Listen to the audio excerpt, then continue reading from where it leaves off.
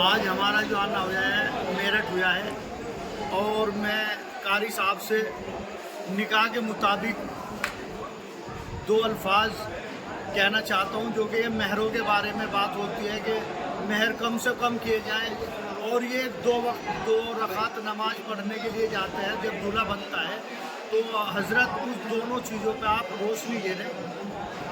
دیکھیے، بات یہ ہے، نماز فرض ہے 5 وقت کی ہر مسلمان مرد عورت پر۔ نکاح کے وقت جو نفلوں کا اہتمام ہے، یہ رسم جہالت ہے، اس کا شریعت سے تعلق نہیں، شریعت کا تعلق ہے نماز فرض ادا کرنے سے۔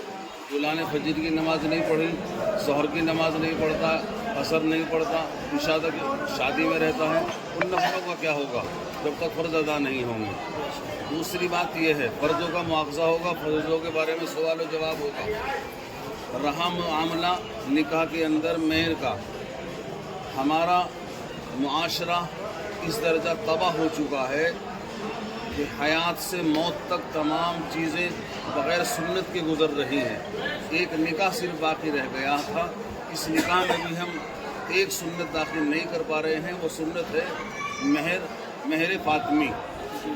ہمارا ایک سب سے بڑا خاندان اس ملک میں مدنی خاندان ہے، حضرت مولانا سید مدنی رحمۃ اللہ علیہ کا خاندان، اس خاندان کا کوئی فرد مہر فاطمی سے کم پر نکاح نہیں پڑھاتا۔ میرا بھی یہی معاملہ ہے کہنے کا کہ کم از کم مہر فاطمی ہی ہونا چاہیے، اس سے کم مہر نہیں ہونا چاہیے۔ ہم خرافات میں بہت پیسہ اٹھاتے ہیں، بری لاتے ہیں، زیور لاتے ہیں، اور جب مہر کی بات آتی ہے تو حیثیت پر آ جاتے ہیں لڑکے کی، پھر وہ زیور کہاں سے آیا، وہ کس کا ہے جو لڑکا لے کر کے آیا ہے۔ اس لیے مہر فاطمی ہونا چاہیے، کم از کم ایک سنت تو باقی رہے۔ اگر یہ بھی نہیں رہے گی تو پھر ہمت رہ کیا جائے گا؟ ایک چیز، مہر معاف کر دے دلہن معاف نہیں ہوگا، بیٹی معاف کر دے حق وہ حق معاف نہیں ہوگا۔ باپ کو حق ادا کرنا پڑے گا بیٹی کا اپنی ملکیت میں، چاہے شادی میں کچھ بھی دے دے، اور شوہر کو ادا کرنا پڑے گا اس کا مہر، چاہے وہ کتنے زیور پہنا ہے۔